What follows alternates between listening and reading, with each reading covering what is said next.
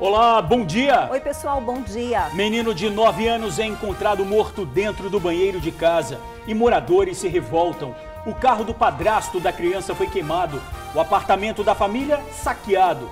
A polícia diz ainda que não há o que comprove o crime. Onda de vandalismo no comércio de Vitória. Lojas amanheceram com as vitrines quebradas. Os estilhaços de vidros ficaram espalhados pelo chão, um prejuízo para empresários. Motorista com sinais de embriaguez perde o controle do carro e o veículo cai dentro de uma valeta na rodovia Darli Santos, em Vila Velha. O homem, bastante agitado, resistiu à prisão. Dentro do carro havia pinos de cocaína. Passageiros denunciam um homem que estaria se masturbando dentro de um coletivo. O caso foi parar na delegacia. Posto de combustível na mira de bandidos. No último assalto, criminosos chegaram armados e ameaçaram frentistas. Fugiram, levando todo o dinheiro do caixa. As imagens do atendimento a crianças na rede pública de saúde. Mães enviaram vídeos que mostram os filhos no Hospital Infantil de Vitória. As crianças ficam no corredor, algumas sentadas, outras em cadeiras ou no colo. Você confere ainda as ofertas de emprego do dia. O Conexão Justiça fala sobre um acréscimo que aposentados podem solicitar na aposentadoria. Marcele Altué mostra quem tem direito e como garantir o benefício. E aqui no TN você vai conhecer ainda o motorista do Transcol que conseguiu evitar uma tragédia. Um dos passageiros do coletivo queria jogar o ônibus da terceira ponte. O jovem tentou assumir a direção do veículo lotado. Em quase 20 anos de profissão, o motorista nunca tinha vivido um momento tão tenso. Voltamos já já, amigos.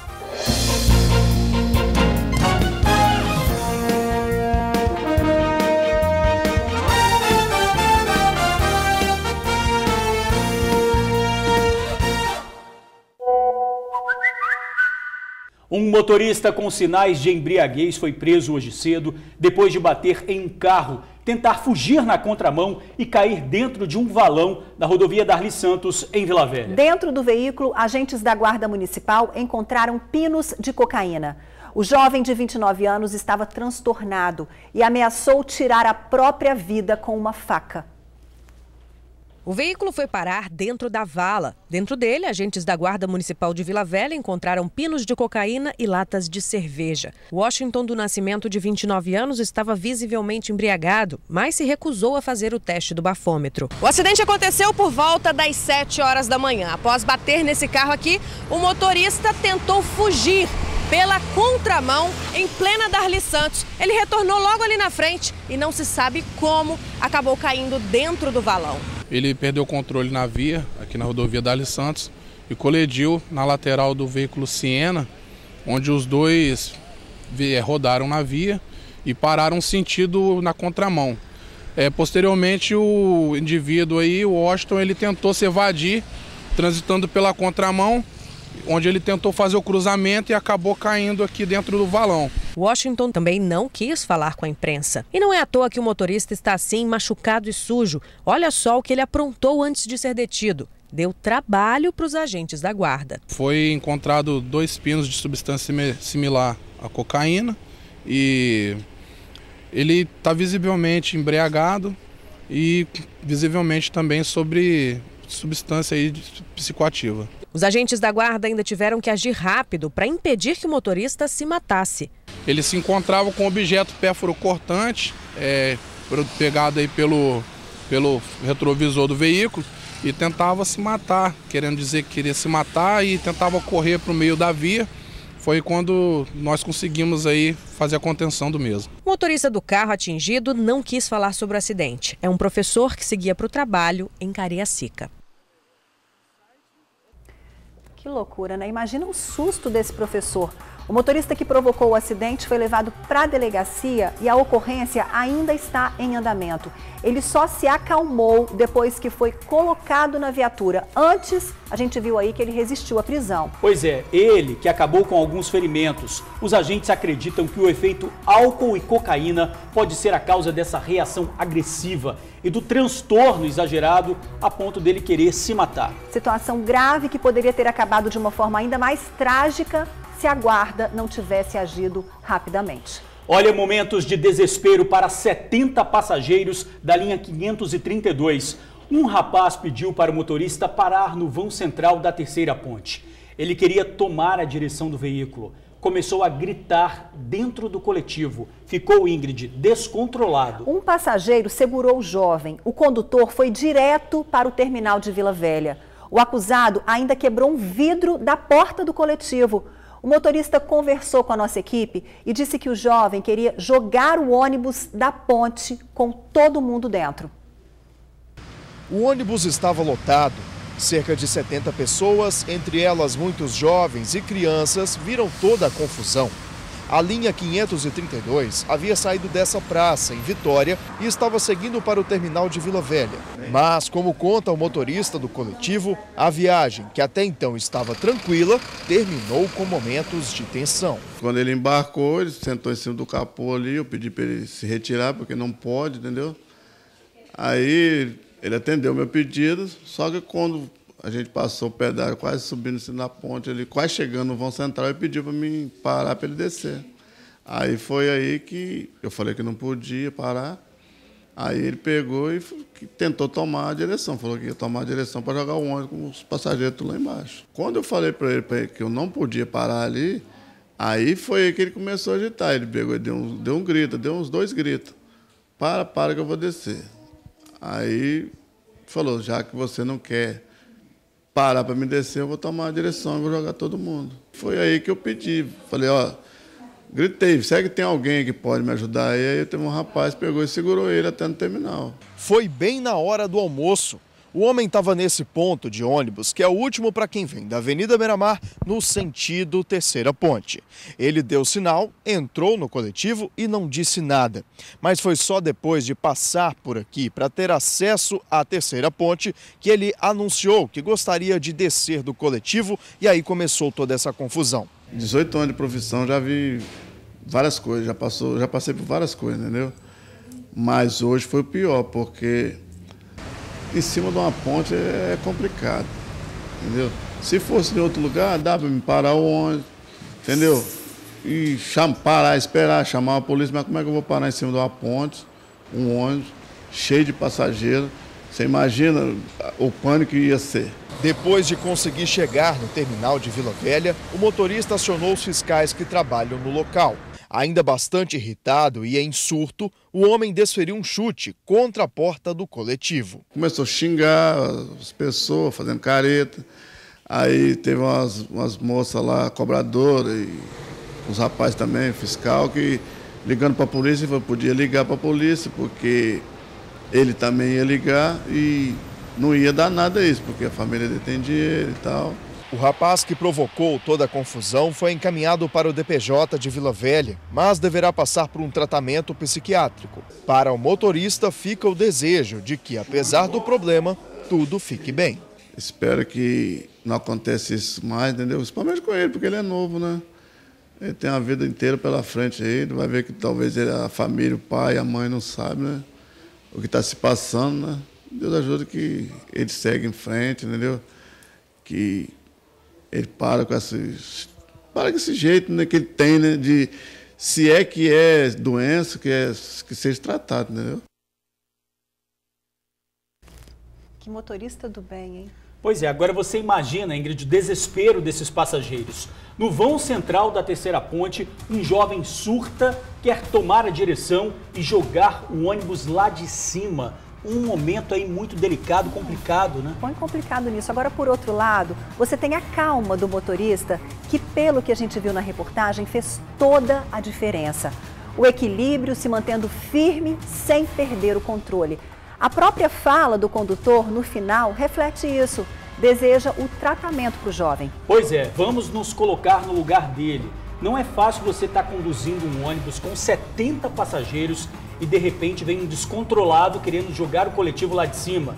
Temos também que lembrar a coragem aí do passageiro de imobilizar o jovem. Porque você imagina, o motorista dirigindo o coletivo, o jovem quer tomar a direção, ele tem que segurar o volante para não perder o controle e se ninguém ajudar, fica difícil. Fica impossível, né? Realmente uma situação extrema. Se não tivesse uma reação, o pior poderia acontecer. O jovem que provocou toda essa confusão foi encaminhado à delegacia e depois liberado porque o motorista não quis representar contra ele. Pois é, a reportagem do jornal A Tribuna conversou com um parente do jovem. Ele disse que o rapaz tem transtorno bipolar e toma remédio, mas não entrou em detalhes sobre o estado de saúde dele. Onda de vandalismo em avenida da capital. A fachada de vidro de uma concessionária de veículos foi destruída. Durante a madrugada, o vigilante ouviu um estrondo. E quando foi verificar, já estava tudo no chão. Na sequência, os vândalos destruíram a porta de uma funerária e de uma outra empresa da região. A frente da concessionária amanheceu assim. 5 módulos de vidro estilhaçados e um prejuízo grande. Por volta das 2 horas da manhã, o vigilante escutou o barulho, como conta o diretor-geral da empresa. O vigia relatou para nós aqui que por volta de 2 horas da manhã passou um carro de baixa velocidade e de repente ele ouviu um estouro quando foi verificar e tinha acontecido esse ato de vandalismo aí, né? Infelizmente isso nunca aconteceu aqui com a gente. Os carros estão intactos, aparentemente verificamos ali, não houve nenhum dano, apenas os vidros mesmo, são 2 vidros aqui. Vamos reparar o mais rapidamente possível e vamos continuar a vida, vamos vender, vamos trabalhar. Logo após a ação aqui na concessionária, o vandalismo teve continuidade. Outros 2 comércios aqui da região com frentes de vidro também foram alvos. A funerária ficou sem uma das portas de vidro. O material foi recolhido pelo dono, que não quis gravar a entrevista, mas contou que nunca tinha passado por situação semelhante. Logo ao lado, uma empresa desativada, onde a frente de vidro só não caiu porque ficou presa a uma faixa adesiva. Os comerciantes acreditam em vandalismo e vão analisar imagens de câmeras da loja e também esta da prefeitura, para entender a dinâmica do crime. A gente vive num momento muito de segurança, né? Eu acho que tem que captar as câmeras aí da rua, da avenida, para ver se a gente consegue identificar qual é o carro. Mas infelizmente é bola para frente, né? Vamos tocar a vida e vida que segue. Olha, arrombamentos e agora destruição pela destruição. Pelo menos é o que se pode ver, né? Até então não houve tentativa de roubo nesses lugares. Algo que a polícia deve logo investigar, porque já estamos vindo aí de uma sequência de ataques. Ontem mesmo nós mostramos criminosos invadindo clínicas, lojas e eles não estão nem aí se estão sendo filmados ou não. Ingrid. Mostramos também que o delegado que investiga os casos afirmou que os 3 arrombamentos que aconteceram nos últimos dias não têm relação, ou seja, não é uma quadrilha especializada nesse tipo de crime. Então, que se descubra o espírito de porco que passou nesses lugares e teve a audácia de promover esse quebra-quebra, né? Vale ressaltar que você aí de casa tem um papel fundamental.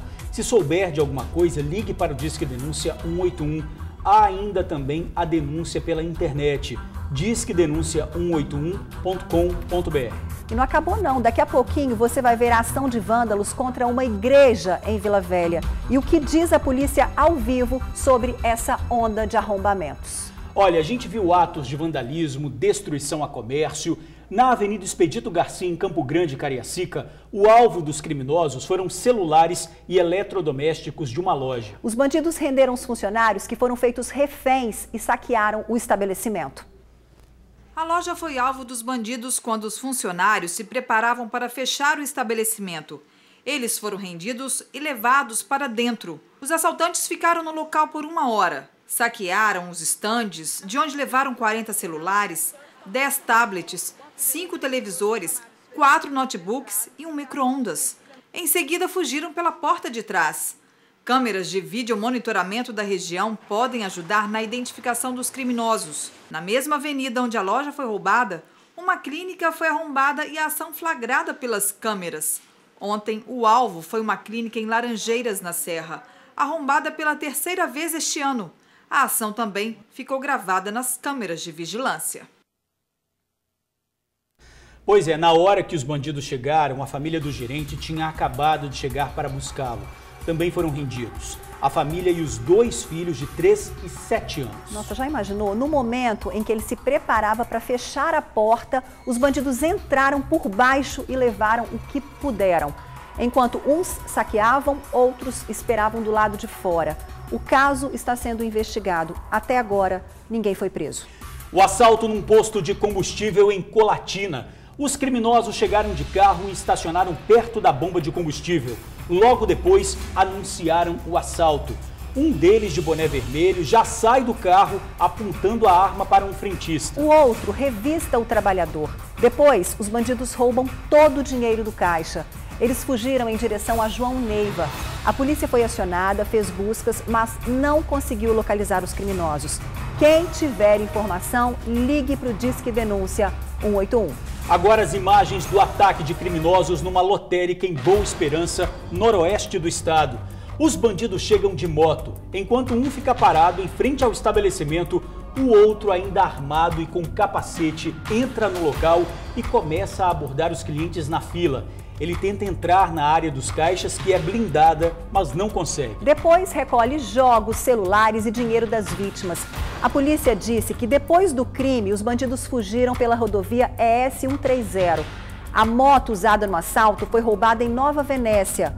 Um dos bandidos já foi detido. E quem tiver informação do outro suspeito, o caminho é o Disque Denúncia 181. Acidente de madrugada na Avenida Beira-Mar, em Vitória. Foi antes das 5 da manhã.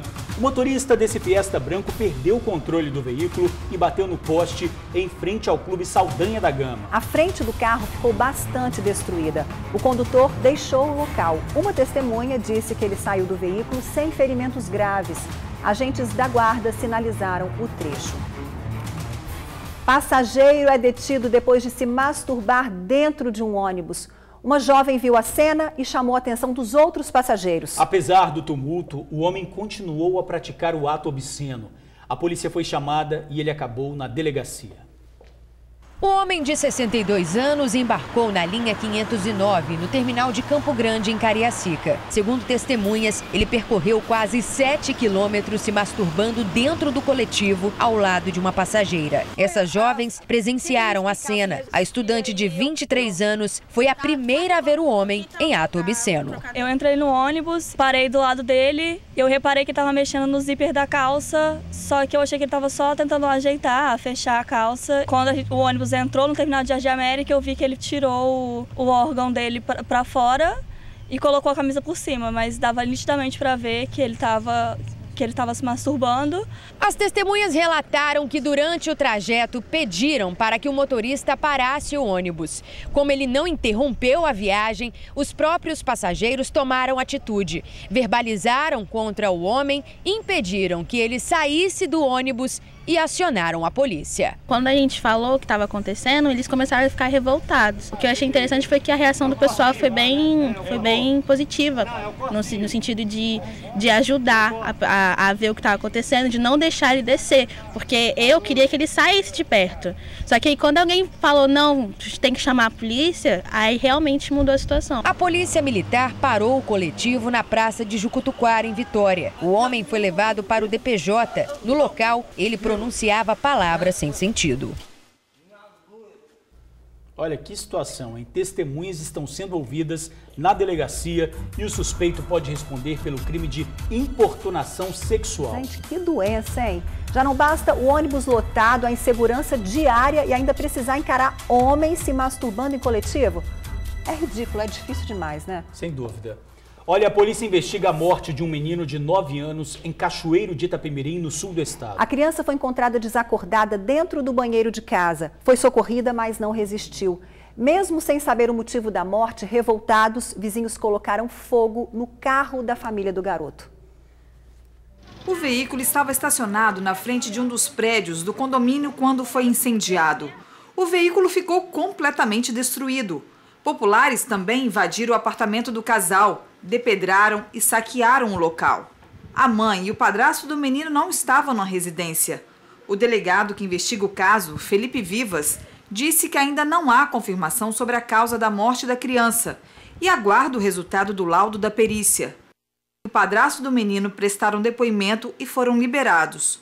O menino foi encontrado caído dentro do banheiro. Havia sangue e um cinto enrolado no pescoço. Ele chegou a ser socorrido para uma unidade de pronto atendimento, mas não sobreviveu. A polícia pede que as pessoas parem de divulgar notícias falsas, porque isso inflama a população e acaba prejudicando a apuração dos fatos. O ato de vandalismo na casa da criança dificultou o trabalho dos peritos. Muita coisa foi quebrada e furtada. Puxa vida, que triste essa morte. Mais triste ainda essa sequência de atos de vandalismo, saque à casa da família, um horror. A polícia precisa apurar esse caso tão grave e atitudes como essas, queimar carro, invadir residência, só prejudicam a investigação. Pois é, vamos esperar que os fatos sejam apurados de forma correta e prudente. Notícias falsas, precipitadas, só atrapalham. A pergunta que a gente se faz é: o que leva uma pessoa a destruir um espaço só por destruir, para ver tudo quebrado? E quando esse espaço é uma igreja? Que falta de respeito, né? Pois é, e aconteceu de novo. Pela terceira vez, vândalos arremessaram objetos contra a igreja em Jabaeté, Vila Velha. Normalmente o ataque é durante a madrugada. E olha que o templo fica bem pertinho da sede da PM no bairro. A fachada dessa igreja foi coberta com tapumes. Os membros fizeram isso depois da terceira ação de vandalismo. Criminosos arremessaram objetos no espaço religioso. Essa foto mostra uma das portas completamente destruída. Uma atitude que assusta e causa tristeza. De acordo com os moradores, a ação criminosa acontece sempre no período da madrugada. Os vândalos passam por aqui com garrafas de vidro e atiram em direção a portas e janelas da igreja. Já troquemos vidro, agora vamos ver se coloca câmera para ver se para o vandalismo. O templo evangélico fica nesta avenida do bairro Jabaeté, em Vila Velha. Por aqui, testemunhas contaram longe das câmeras que os criminosos chegam no bairro de bicicleta gritando. Eles quebram tudo, mas não levam nada do local. A igreja fica a 200 metros da sede da Polícia Militar no bairro, mas isso não tem inibido o vandalismo. Enquanto os bandidos fazem a festa, o templo religioso sofre com a violência. A gente já inteira a terceira vez, até ninguém toma providência, vamos ver se a polícia toma providência sobre isso aí, né?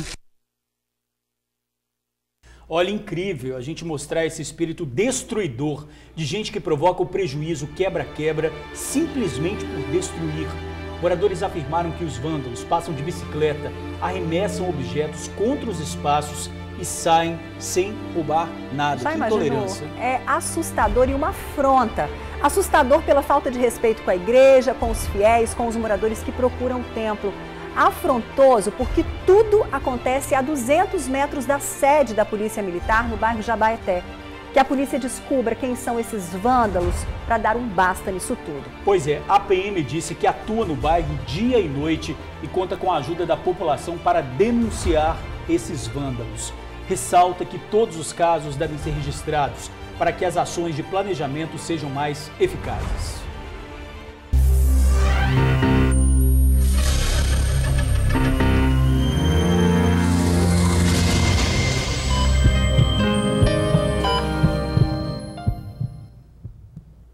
Mais um flagrante de descaso no Hospital Infantil de Vila Velha. Superlotação e sofrimento de quem depende da saúde pública.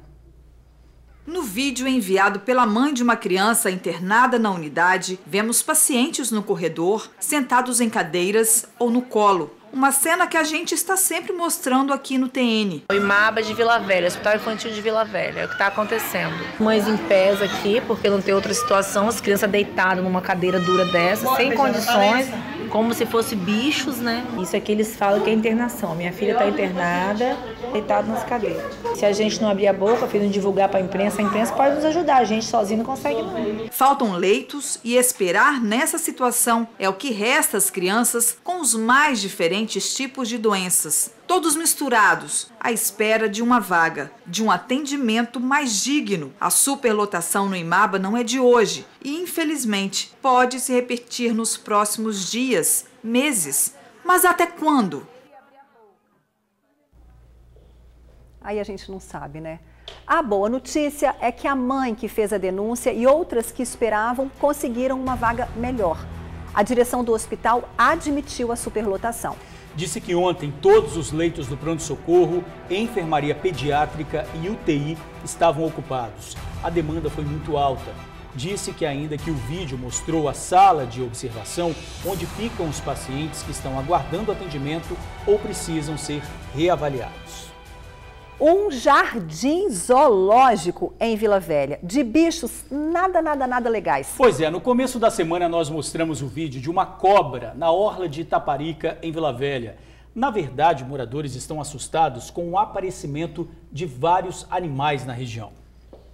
O vídeo foi publicado na segunda-feira e está rendendo comentários até agora. Uma jiboia apareceu na orla de Itaparica, em Vila Velha. Nas imagens, a cobra circula bem à vontade nas areias da praia. Pra galera que fica sentada aqui na praia de Itaparica trocando ideia, ó, tem que ter cuidado, rapaziada. No meio da areia, ó, cobra. Praia de Itaparica. O animal transita pertinho do calçadão e da vegetação de Restinga, local de grande movimentação de adultos e crianças. Tudo bem que jiboia não tem veneno, mas isso não quer dizer que o turista vai ficar relaxado, né? Realmente assusta bastante. Não seria legal encontrar uma cobra na praia, não. O que você faria numa hora dessa? Um grito, muito! Pra quem tem medo de lagarta como eu, imagina encontrar uma cobra na praia. Não dá certo. A questão é que a prefeitura não confirmou se a jiboia foi recolhida. A notícia que a gente tem aqui, seu Elil, é que não capturaram a cobra ainda não. Ela deve estar por aqui ainda.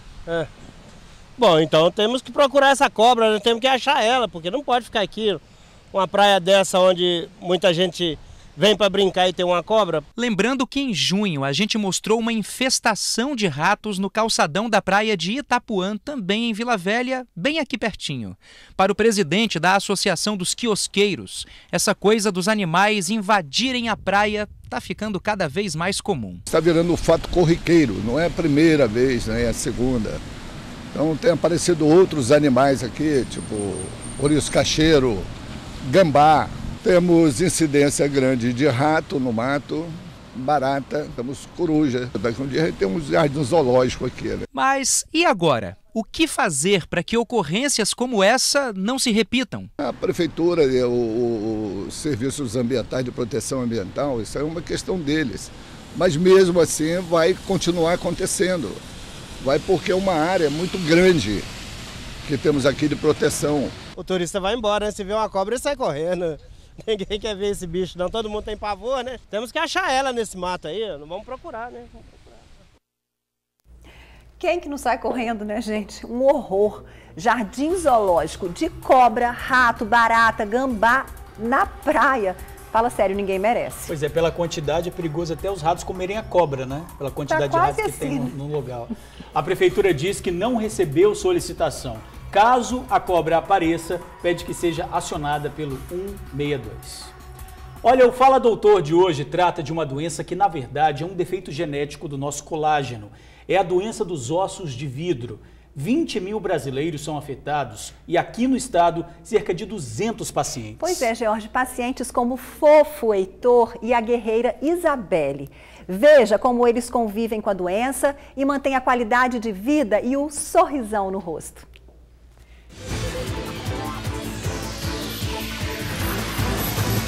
A fragilidade do vidro todo mundo conhece. Quem nunca quebrou um copo? Mas e quando esta fragilidade tem a ver com o nosso corpo? Quando tinha 9 anos de idade, a Isabelle foi diagnosticada com uma doença de nome complicado, a osteogênese imperfeita, ou doença dos ossos de vidro. Mas antes de conhecer a fundo a história da Isabelle, é preciso conhecer esta patologia.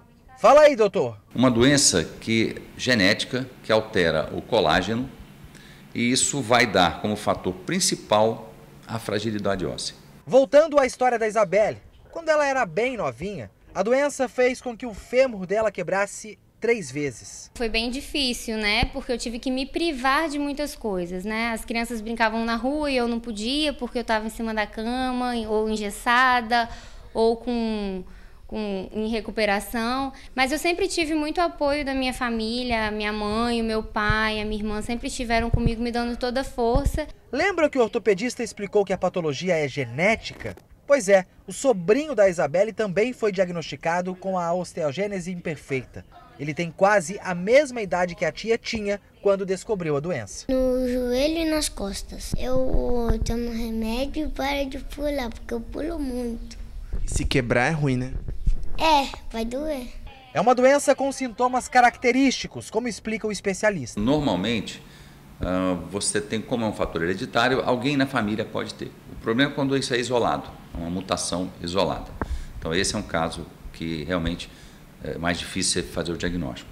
Agora ela tem vários graus. Então, ela vai de 1 até 4, é uma classificação clássica essa, e dependendo do defeito genético no colágeno, você vai ter vários tipos de apresentações clínicas. E também que impõe certas restrições. Criança é criança, né? Tem jeito, eles vão quebrar, mas eles não vão deixar de correr. O ideal, assim, você sempre fazer uma atividade física, de preferência na água, natação, evitar esporte de contato, futebol, fazer um esporte um pouco mais individualizado. Eu acho que o esporte é importante também, mas o contato que é o grande problema. A patologia atinge em média 20 mil brasileiros por ano, sendo que 200 estão aqui no Espírito Santo. Atualmente, 88 pessoas estão cadastradas e em tratamento aqui no estado. É uma doença que não tem cura, mas tem controle. Foram tentadas várias medicações, mas de uns anos para cá apareceu um grupo de medicação que foi eficiente no controle da doença. Você consegue fazer com que exista um bloqueio na absorção do cálcio dentro do osso e esse osso começa a ficar mais resistente aos impactos. E é o controle que proporciona a Isabelle uma qualidade de vida, uma convivência mais harmoniosa com a doença. A minha vida hoje é muito boa, graças a Deus, depois de muita dificuldade, né? Depois de muitos desafios, muitas pessoas achavam que eu não ia alcançar coisas como uma pessoa sem nenhum tipo de limitação, mas eu alcancei. Hoje eu trabalho, hoje eu sou formada, tenho uma vida normal, como qualquer outra pessoa. Prazer em conhecer você, viu, Isabelle? E seu sobrinho muito, muito, muito fofo, o Heitor. É muito importante pra gente abordar as doenças no Fala Doutor com personagens que encaram a vida com otimismo e são ótimos exemplos para quem enfrenta o mesmo problema. Pois é, a vida que segue, porque a doença não tem cura, mas tem controle, né, Ingrid? Isso aí. Chegou a hora de aprender sobre seus direitos. O Conexão Justiça de hoje fala sobre um acréscimo que aposentados podem solicitar. Pois é, Marcele Altoé mostra quando a pessoa tem direito a receber 20% a mais na aposentadoria e como conseguir o benefício.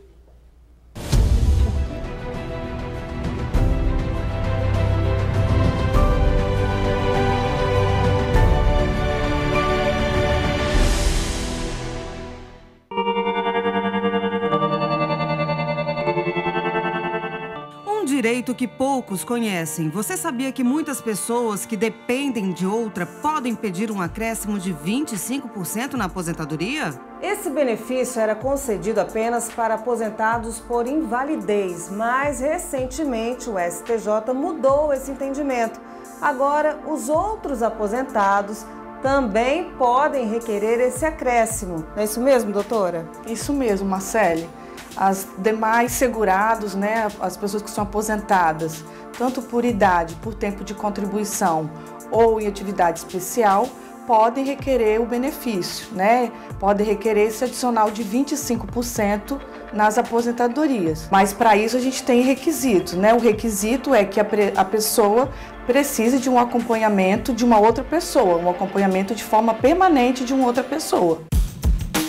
O acompanhante pode ser uma pessoa da família ou um profissional contratado. O segurado deve agendar uma perícia no INSS e levar alguns documentos. Ele deve levar laudos médicos, principalmente laudos detalhados, que falam da necessidade de um acompanhamento de uma terceira pessoa, exames médicos e remédios também que essa pessoa faz uso, né, de forma contínua, para também comprovar. Lembrando que ele vai passar por uma perícia desse médico perito, ele que vai fazer a avaliação. O acréscimo de 25% na aposentadoria é concedido enquanto o segurado necessitar do acompanhamento de uma outra pessoa ou até o falecimento dele. Depois é extinto. Geralmente o INSS ele faz, principalmente nas aposentadorias por invalidez, ele faz uma revisão dos benefícios de 2 em 2 anos. Salvo em outras situações em que quando a pessoa tem 60 anos de idade, ou é o caso da pessoa ter 55 anos de idade e 15 anos que ela está aposentada por invalidez, que o INSS não vai precisar, não mexe mais, né, na sua aposentadoria por invalidez. Mas nos demais casos é possível sim ser revisto pelo INSS.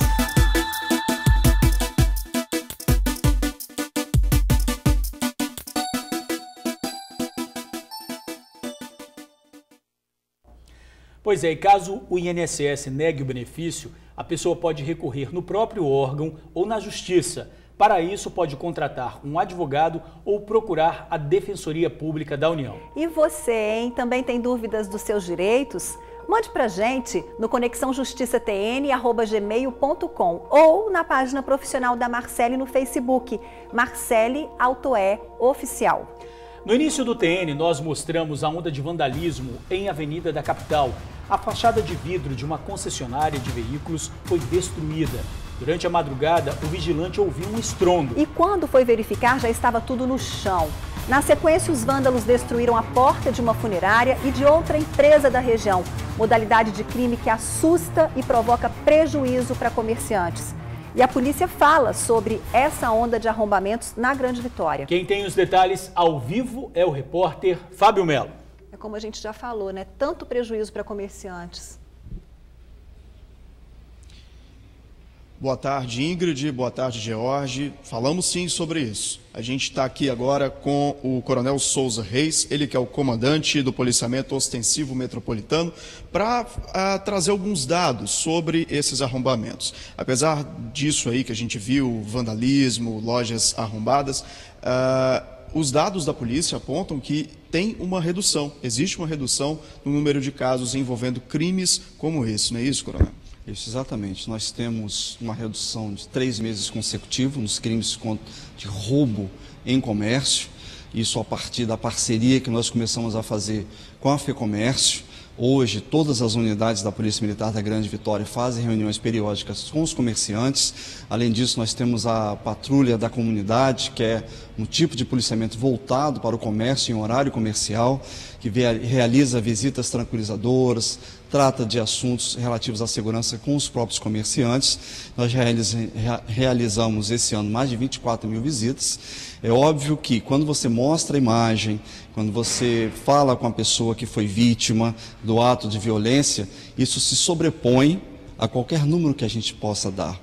E é natural que seja dessa forma, porque o ato de violência geralmente é um ato covarde que precisa ser combatido.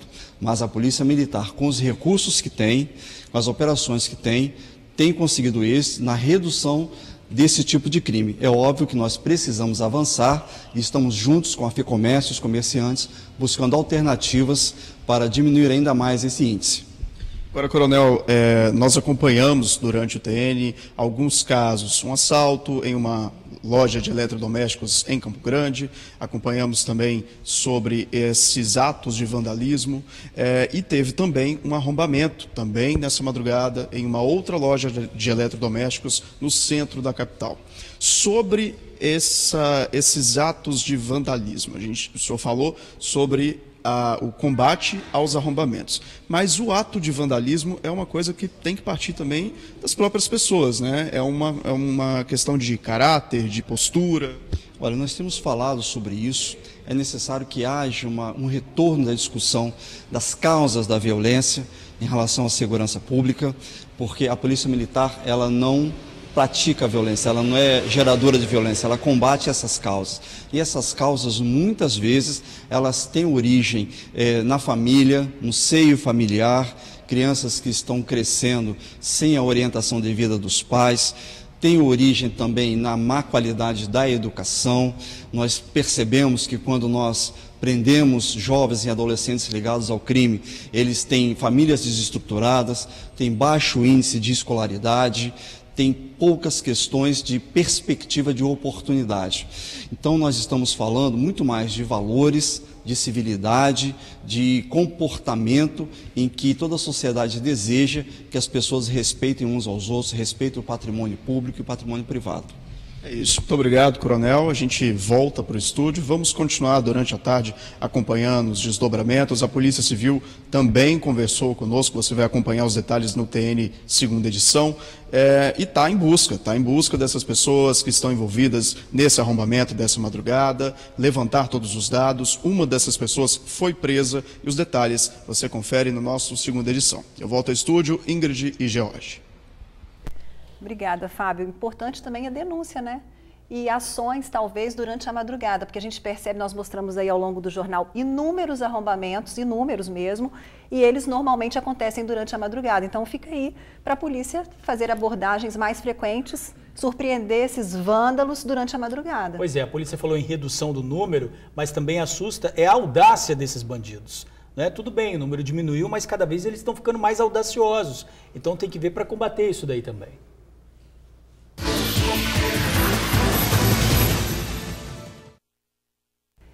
Vamos ao trabalho. Há vagas para almoxarife, analista de dados, assistente financeiro, auxiliar de estoque, caixa, comprador, eletricista, faturista, gerente de loja, porteiro e recepcionista. Cadastro no site psicoespaço.com.br. Quinta-feira, 18 de outubro. Vamos juntos conferir o que traz em destaque o jornal A Tribuna. Passageiro tenta tomar direção e ameaça jogar ônibus da terceira ponte. Aqui na foto principal, leste-oeste, liberada no sentido de Cariacica. Emprego dos sonhos para viajar 1 ano e ganhar R$100 mil.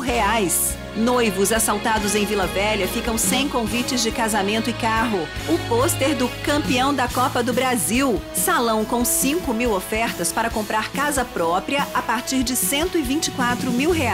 E ainda destaque no jornal A Tribuna desta quinta-feira. No AT2, pátio de delícias na Enseada. Fui presenteado com essa bênção. E no caderno especial sobre rodas, Jeep lança linha 2019 do Compass.